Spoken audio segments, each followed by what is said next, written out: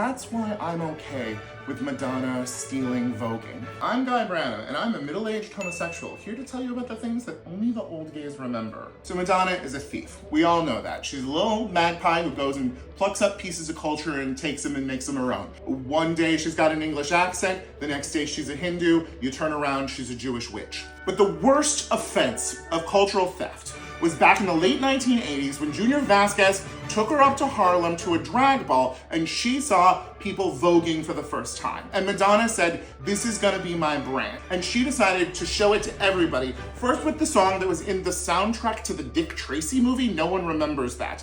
But then, big moment for her to roll out Vogue was at the VMAs in 1990s. But she didn't just steal from the queer people of color in Harlem. She plucked the aesthetic from Dangerous Liaisons that had come out 2 years before. Late 18th century French Imperial with huge wigs and tits shoved up to your face.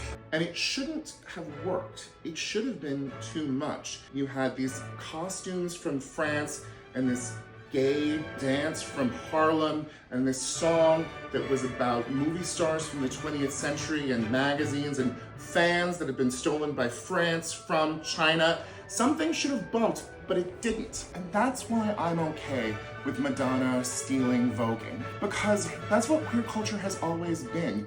Stealing the culture around you to try to form it together to express the things inside of you that mainstream culture won't. Kids in Nebraska and Tennessee wouldn't have learned about the Vogue scene of Harlem if it weren't for Madonna stealing it and making her own. Ultimately, did she make a bunch of money and the queer people of color not make a bunch of money? Sure. But she also laid the groundwork for Tu Wong Fu and Drag Race and 1,000 other iterations of queer culture and mainstream culture that you take for granted.